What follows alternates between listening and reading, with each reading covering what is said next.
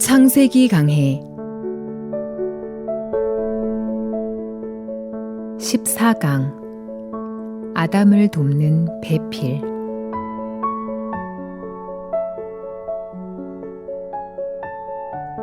사람의 독처하는 것이 좋지 못하기 때문에 하나님께서 돕는 배필을 지으셨습니다. 2장 18절에서 하나님이 사람의 독처하는 것이 좋지 못하니 내가 그를 위하여 돕는 배필을 지으리라 하신 후 19절에 보면 여호와 하나님이 흙으로 각종 들짐승과 공중의 각종 새를 지으시고 아담이 어떻게 이름을 짓나 보시려고 그것들을 그에게로 이끌어 이르시니 아담이 각 생물을 일컫는 바가 곧 그 이름이라 라고 되어 있습니다. 하나님이 아담을 돕는 배필을 지으리라 말씀하신 뒤 흙으로 각종 들짐승과 각종 새를 지으셨다고 했습니다. 하나님이 그 생물들을 아담 앞으로 이끌어 오셨을 때 아담은 그들의 이름만 지었을 뿐이지 사랑하는 배필로 삼지는 않았습니다. 20절 전반부에 보면 아담이 모든 육축과 공중의 새와 들의 모든 짐승에게 이름을 주니라 라고 했습니다. 아담은 하나님이 흙으로 만든 짐승이나 새들에게 이름을 주었지 그걸 배필로 삼지는 않았습니다. 그래서 20절 뒷부분에 보면 여전히 아담이 돕는 배필이 없으므로 라고 되어 있습니다. 21절에서 하나님이 다시 일하십니다. 여호와 하나님이 아담을 깊이 잠들게 하시니 잠들매 그가 그 갈빗대 하나를 취하고 살로 대신 채우시고 여호와 하나님이 아담에게서 취하신 그 갈빗대로 여자를 만드시고 그를 아담에게로 이끌어 오시니 아담이 그 여자를 보았을 때 사랑스러운 마음이 일어나서 이는 내 뼈 중의 뼈요 살 중의 살이라 하고 사랑하게 되었습니다. 이것은 하나님이 천지를 창조하실 때 여자를 만든 이야기지만 이 말씀 속에는 깊은 하나님의 마음이 담겨 있습니다. 아담이 배필이 없었던 것처럼 예수 그리스도에게 배필, 즉 신부가 없었습니다. 물론 이 땅에 수많은 사람들이 살고 있었습니다. 그들 가운데에는 똑똑하고 잘난 사람들도 있었지만 어느 누구도 예수 그리스도의 신부가 되기에는 합당하지 않았습니다. 하나님이 흙으로 들짐승을 만들어 아담에게로 이끌어냈을 때 아담은 그것을 보고 만족해 하지 않았습니다. 그래서 하나님이 아담을 잠들게 하신 뒤 아담의 몸에서 갈빗대를 빼내어 그것으로 여자를 만드시고 그 여자를 아담에게 이끌어 왔을 때 아담이 여자를 보고 만족했습니다. 그것처럼 하나님은 예수 그리스도에게 신부를 만들어 주려고 하셨습니다. 여자가 귀하고 사랑스러운 것은 남자에게서 나왔기 때문입니다. 그래서 하나님은 아담의 갈빗뼈를 취하려고 아담을 깊이 잠들게 하고 아담이 깊이 잠들었을 때 여자를 만드셨습니다. 그것처럼 예수 그리스도께서 그의 신부되는 교회, 즉 그리스도의 몸을 얻기 위하여 십자가에 못 박혀 죽어 깊이 잠드셨습니다. 예수님께서 십자가에 못 박혀 죽으신 후 로마 군인이 예수님의 옆구리를 창으로 찔렀는데 물과 피가 쏟아져 나왔습니다. 그 피는 우리 죄를 씻기 위한 피였습니다. 아담의 옆구리에서 하와가 나왔듯이 예수 그리스도께서 십자가에 못 박혀 죽으시면서 우리에게 생명을 주었습니다. 하와가 아담의 몸에서 나왔기 때문에 아담의 아내가 될 수 있었던 것처럼 오늘 우리도 그리스도에게서 나와야 그리스도의 신부가 될 수 있습니다. 예수님으로 말미암아 거듭난 자라야 예수님의 사랑을 받을 수 있으며 예수님의 신부가 될 수 있고 예수님의 지체가 될 수 있습니다. 예수님은 우리를 거듭나게 하시고 예수님 안에서 귀한 은혜를 얻게 하시려고 십자가에 못 박혀 죽으셨습니다.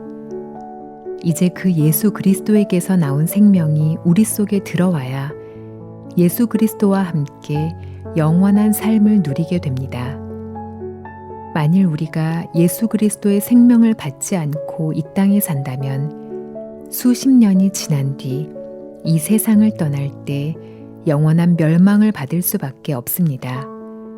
그러나 예수님의 피로 죄 사함을 받고 예수 그리스도를 마음에 모셔드리면 그리스도의 생명이 우리 마음에 들어옵니다.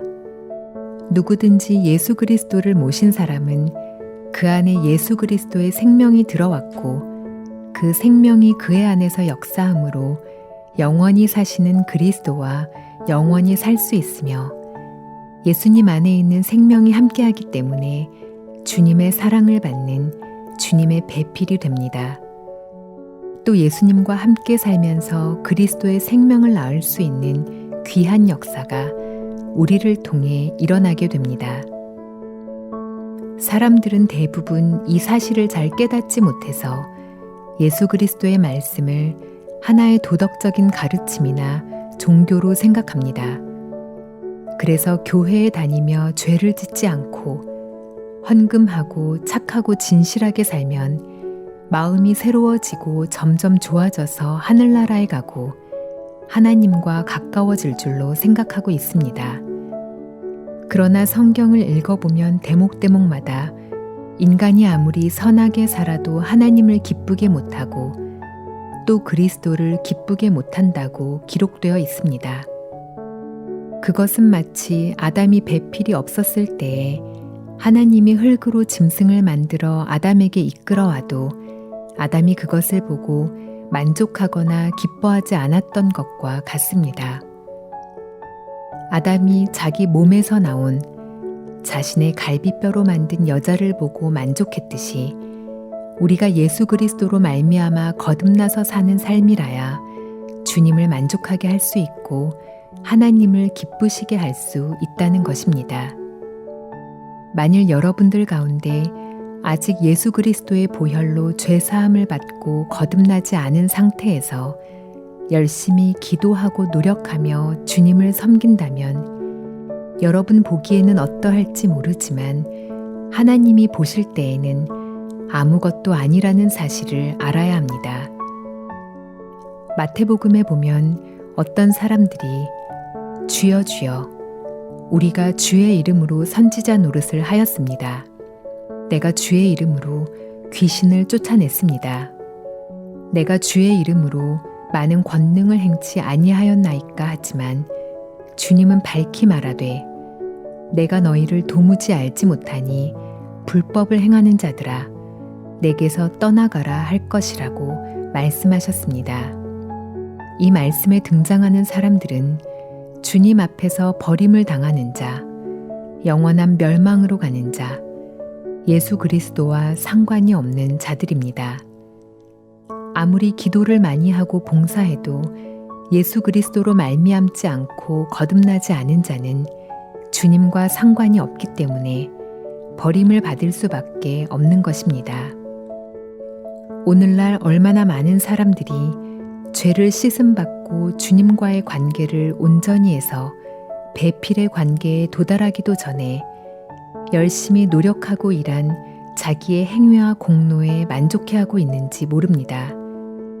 그러나 성경은 구석구석마다 우리의 선행이나 노력으로 하나님 앞에 서는 것이 아님을 이야기하고 있습니다. 하나님께서 우리에게 주신 그 은혜로 예수 그리스도를 마음에 영접하고 죄사함을 받고 거듭나서 예수님의 생명이 우리 안에 들어와야 합니다. 예수님이 우리를 보고 이는 내 뼈 중에 뼈요 살 중에 살이라 하실 수 있어야 합니다. 우리가 주와 하나라는 말씀을 하실 수 있는 상태가 되어야 한다는 것입니다. 그렇게 되어야만 우리가 하나님 앞에 담대히 나아갈 수 있고 하나님의 사랑을 받는 자녀가 될 수 있습니다. 뼈 중에 뼈요 살 중에 살이라는 말씀처럼 우리는 예수 그리스도와 하나가 되고 한 몸으로 이루어져야 합니다. 예수님의 보혈로 여러분의 죄가 하나도 남김없이 눈처럼 희게 씻어졌을 때 예수 그리스도의 생명이 여러분 속에 들어옵니다. 그러면 예수님의 생명으로 거듭난 자가 되어서 하나님 앞에서 참된 신앙의 삶을 살게 될 것입니다.